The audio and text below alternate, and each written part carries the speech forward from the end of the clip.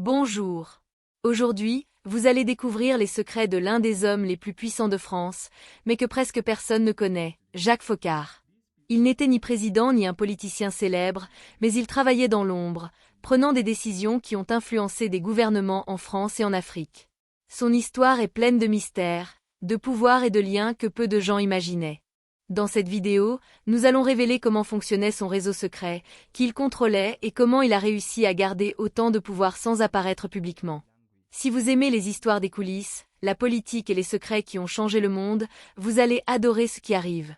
Avant de continuer, abonnez-vous à la chaîne et activez la cloche de notification pour ne rien manquer de nos vidéos sur des faits peu connus et des révélations surprenantes. Jacques Foccart n'était pas un ministre célèbre, ni un élu connu du public. Pourtant, pendant de longues années, il a occupé une place centrale au sommet de l'État français. Proche du général Charles de Gaulle, il travaillait directement à l'Élysée comme conseiller pour les affaires africaines. Son rôle restait discret, mais son influence était réelle et constante. Foccart gérait des relations sensibles entre la France et plusieurs pays d'Afrique nouvellement indépendants. Il parlait peu en public et laissait rarement des traces visibles de son action. Cette discrétion renforçait sa position, car il contrôlait des informations que peu de personnes possédaient. Présidents, militaires et diplomates passaient souvent par lui pour faire avancer des dossiers importants. À cette époque, la France cherchait à préserver ses intérêts stratégiques après la fin de l'Empire colonial. Foccart devint alors un intermédiaire clé, capable de relier Paris aux capitales africaines. Ce réseau informel commençait à prendre forme, basé sur la confiance, la loyauté et des échanges permanents.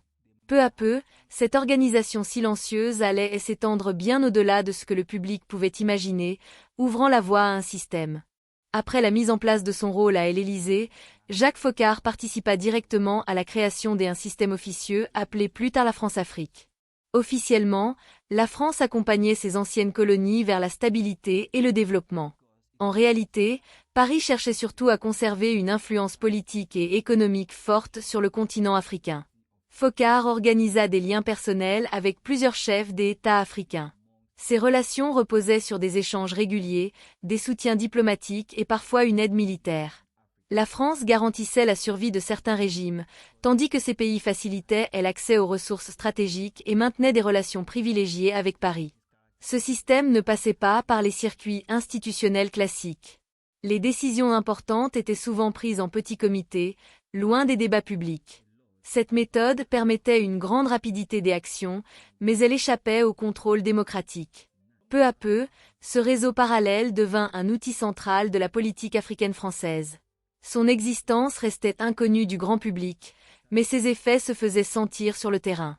À mesure que cette influence grandissait, la dépendance entre Paris et certains dirigeants africains devenait, lentement préparant les mécanismes décrits dans le chapitre suivant. Jacques Foccart renforça ensuite ses liens avec plusieurs présidents africains devenus des partenaires essentiels de la France. Parmi eux figuraient Félix Houphouët-Boigny en Côte d'Ivoire, Omar Bongo au Gabon et Gnassingbé Eyadema au Togo.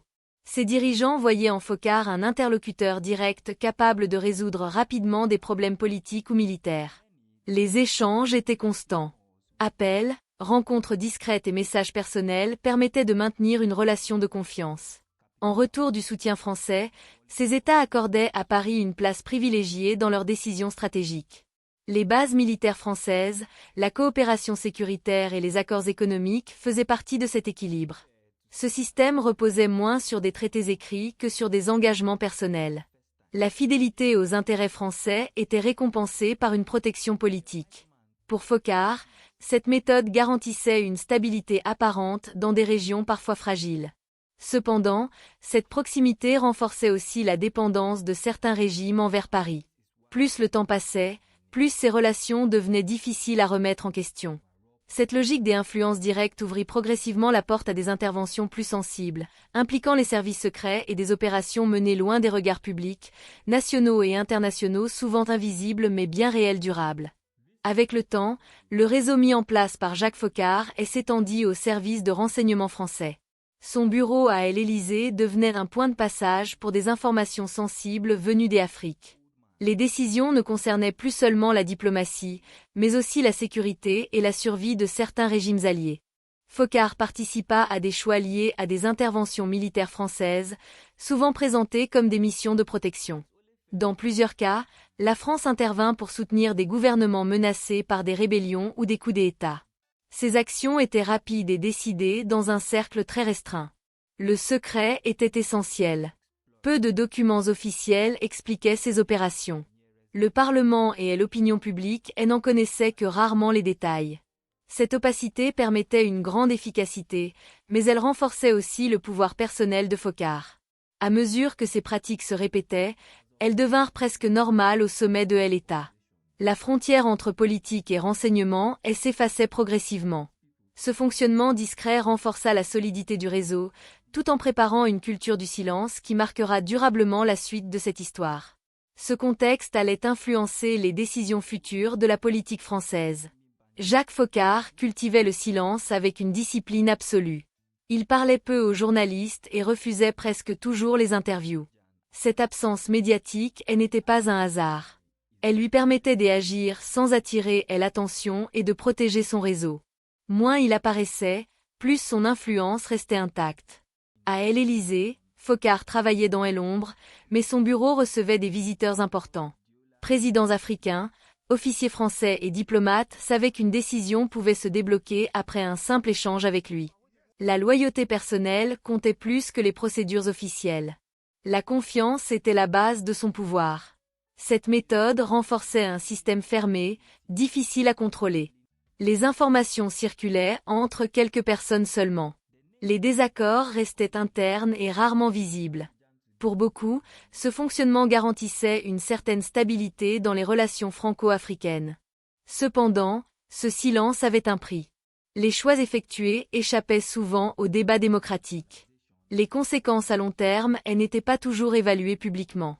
À mesure que les années passaient, cette culture du secret s'installait durablement. Elle préparait le terrain pour des révélations futures après la fin de cette période historique française majeure. Après la mort de Jacques Foccart en 1997, son rôle dans la politique française et africaine commença à être mieux compris grâce aux recherches des historiens et aux enquêtes de journalistes. Documents, témoignages et archives révélèrent l'étendue de son réseau et la profondeur de son influence. La France-Afrique, longtemps invisible, apparaissait désormais comme un système bien organisé et puissant. Ces révélations montraient comment Foccart avait su lier relations personnelles, diplomatie et opérations discrètes pour maintenir la position de la France sur le continent africain. Les présidents africains, les militaires et les responsables politiques français reconnaissaient son rôle stratégique. Sa capacité à agir dans l'ombre démontrait que le pouvoir ne réside pas toujours dans les institutions publiques, mais parfois dans ceux qui maîtrisent l'information et la confiance. Aujourd'hui, l'héritage de Jacques Foccart continue de susciter débats et analyses. Son influence sur les relations franco-africaines du XXe siècle est indéniable. Les mécanismes qu'il avait mis en place ont laissé des traces dans la politique contemporaine et dans la manière dont la France interagit avec certains pays africains. Même si de nombreuses questions restent encore partiellement inexpliquées, la découverte progressive de ces opérations secrètes offre une perspective unique sur la manière dont un homme, presque invisible, a pu façonner une partie importante de l'histoire moderne française et africaine. Et voilà, nous arrivons à la fin de cette découverte sur Jacques Foccart et son réseau secret. Nous avons vu comment il influençait les décisions politiques, contrôlait des présidents et créait des stratégies qui ont façonné une partie de l'histoire française et africaine. C'est impressionnant de voir comment un homme si discret a pu avoir autant d'impact, n'est-ce pas? Si cette vidéo vous a intéressé ou si vous avez appris quelque chose de nouveau, laissez votre commentaire ci-dessous. Nous voulons savoir ce que vous pensez de cette histoire de pouvoir dans l'ombre.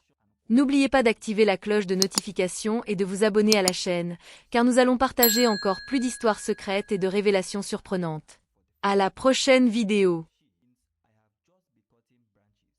The white man took this to be the name.